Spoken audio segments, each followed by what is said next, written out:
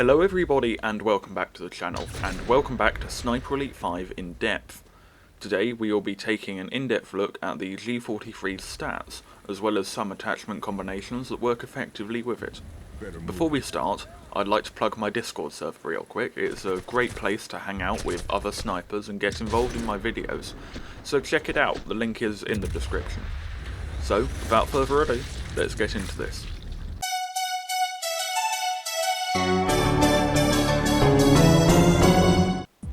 Lacking a semi-auto rifle at the beginning of the war, the Germans quickly looked into the production of a semi-auto rifle to supplement and then eventually replace the Kar98K.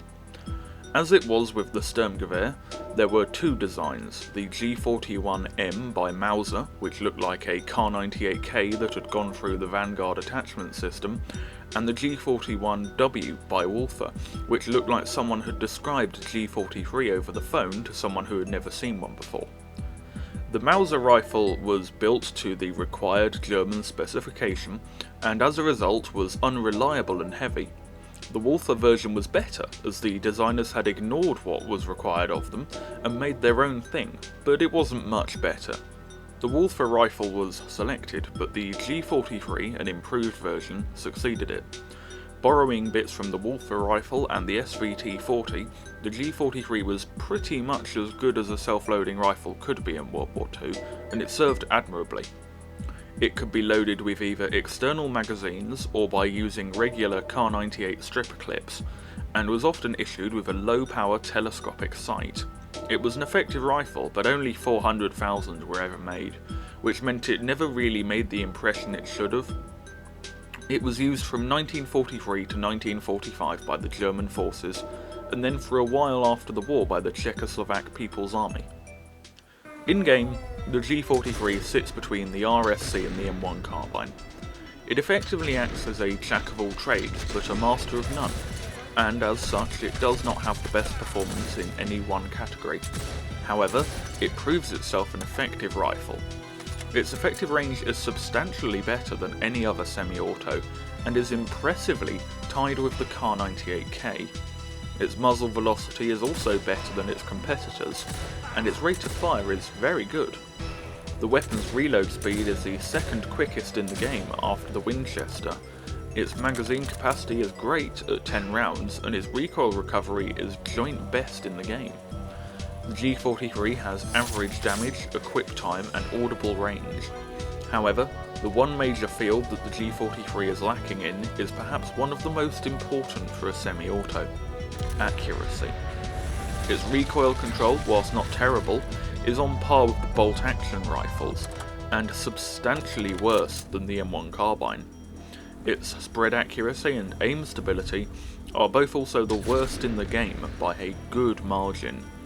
These factors are combined to make a rifle that is best used as a slower, more bolt-action equivalent weapon, somewhat like the ZH-29 from Sniper Elite 4. You can use it up close, but I'd recommend shoulder aiming for that, and then you'd need to invest in spread accuracy attachments to make it work.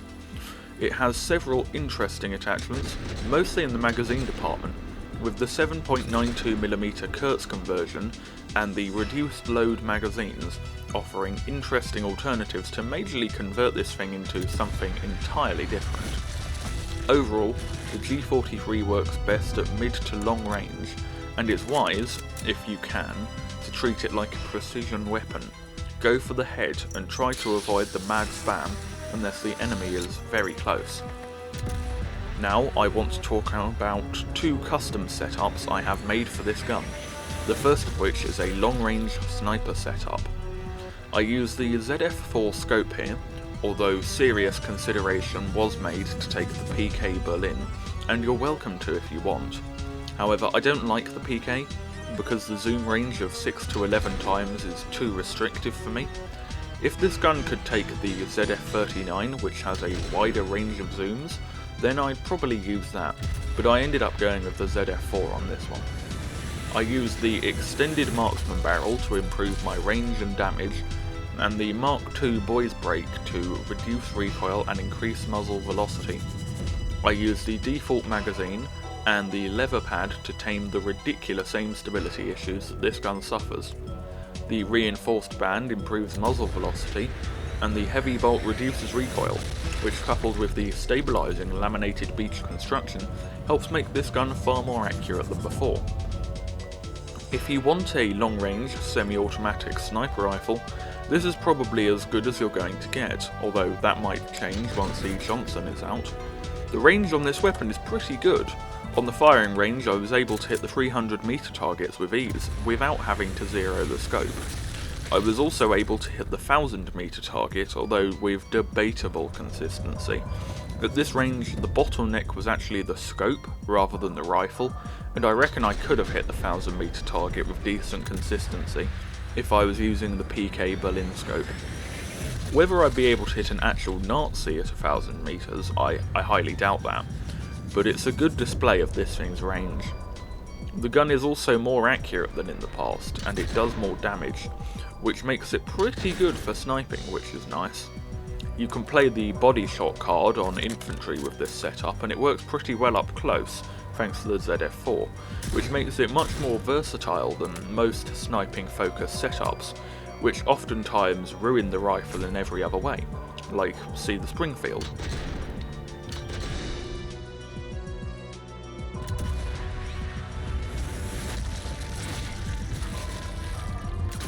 My second setup is an all-rounder, designed to iron out the flaws of this weapon as much as possible. I use the ZF4 scope, because it's the best G43 can offer, the heavy parkerized barrel to reduce recoil, the Hub 23 silencer to reduce the weapon's noise without impacting range. Magazine is standard issue, the lever pad improves aim stability, I don't use a foregrip, and I use the long travel trigger to reduce recoil, and then the laminated beach construction to help with aim stability. The range on this one isn't so good. I was only able to hit the 500 meter target with any sort of consistency, but 500 meters is way more than you'll likely be doing in any given Sniper Elite 5 level, so I wouldn't worry about it too much. This, like a similar setup I did with the Kar98K, isn't designed to be a stealth setup, despite the suppressor. It's just designed to make the weapon more pleasant to shoot, and statistically more well-rounded. The G43 has a lot of positive aspects, but its flaws are heavy, very heavy, and, unlike the M1 carbine, which also has sizable flaws, this time in the power department, the G43's flaws rest in accuracy, which means if you happen to make these qualities worse through attachments, you're going to have real issues, because not only is the gun going to be somewhat ineffective, it's also not actually going to be any fun to shoot, and, you know, in a video game you kind of want to be having fun. This setup corrects those issues as much as it can, and I think it works quite well. The laminated beach, as per usual, is an eyesore, however. Thank you everyone for watching the video. Remember to like, subscribe and comment. It costs you nothing and it's a great way to help out the channel. Stay safe and goodbye.